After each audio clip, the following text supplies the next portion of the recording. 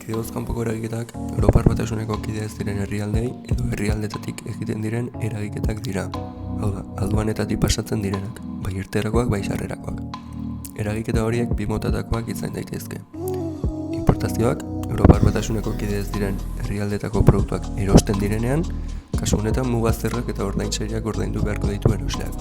Eta esportazioak, produktuak Europar Batasuneko kide ez diren herrialdetara saltzen direnean. Ezer baino lehen, Europar Batasunetik kanpo merkantzia esportatu edo importatu edo zerbitzua kontratatu nahi dituzten enpresek alta eman beharko dute operadore ekonomikoen erregistroan, hori. Erregistro hori operadore ekonomikoei edo pertsonei esleitzen zaie, aduanaren eraginera erregistratzeko. Zenbaki hori beharrezkoa da Europar Batasunean kanpoko herrialdeekin merkataritzako transakzioak egiten dituen edozein norbanako edo erakunderentzat. Gainera, enpresak esportatzen duten merkantziari dagokion sailkapena erantzelario zuzena ere adierazi beharko dute. Esportatzeko behar diren dokumentazioa eta betekizunak eta bezeroak importatzeko behar dituenak ezagutzeko. Sailkapen erantzelario egoki bati esker, enpresak araudia behar bezala bete ahal izango du, eta zerga mota eta ordaindu beharreko arantzelak zehaztu ahal izango ditu. Aduanaren izapideak egiteko, enpresak aduana ordezkari baten bidez jardun beharko du. Ordezkari hori garraio kudeatzaile bat edo aduana agente bat izaten da. Edo, enpresa operadore ekonomiko behimendua bada, enpresak berak egin ditzake izapideak aduanan.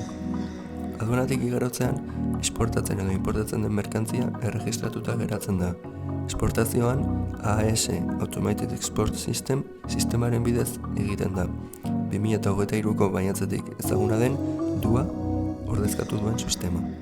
Importazio bat egitean, importazioko DUA baliozkoa izaten jarraituko du 2025ko urriaren 13 arte.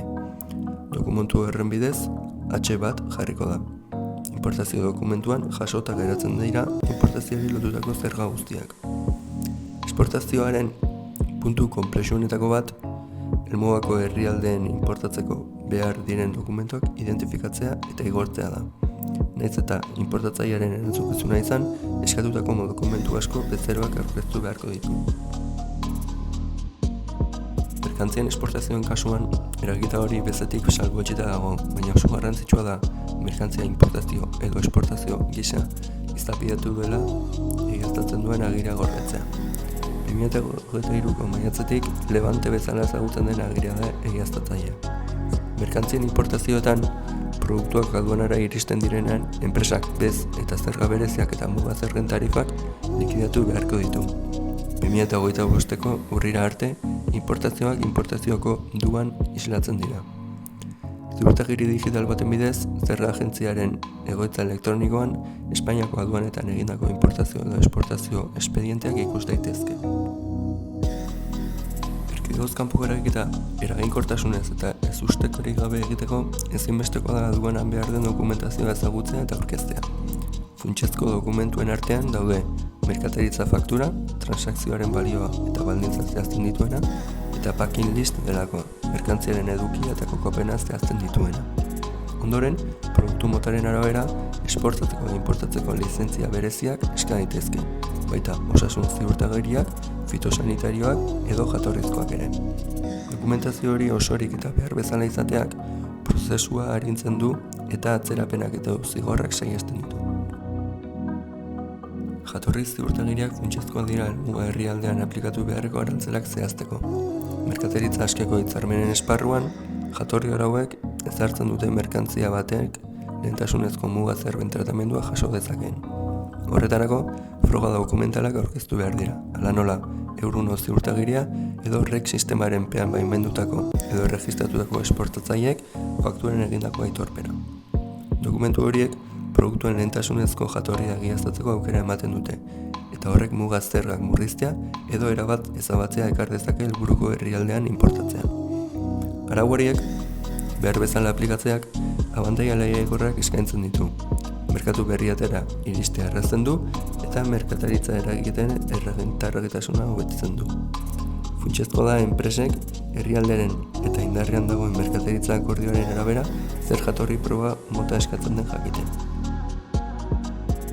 Azkenik, beste edozein eragiketetan bezala, funtsezkoa da honako hauek gogoan izatea. produktuen etiketatzeak eta ontziratzeak helmugako herrialdeko araudiak betetzea, eta dokumentazio teknikoa eta komertziala estatu inportatzailearen hizkuntza ofizialera behar bezala itzultzea. Alderdi hori betetzeak aduanetako blokeoak saihesteaz gain, profesionaltasuna eta konfiantza transmititzen dizkio azken bezeroari. Bestetik, ezinbestekoa da salerosketaren oinarrizko baldintzak argi eta garbi definitzea. Horien artean, honako hauek nabarmentzen dira. Ordainketa baldintzak, divisa ordaintzeko modua, epeak eta mugarriak, garraio baldintzak, erabilitako garraio bidea eta aplikagarria den inkoterma, eta entregaepeak. Atzerapenengatik, produktuaren barne baldintzengatik eta gorabeherengatik egon daitezkeen zigorrak ere ezarri behar dira.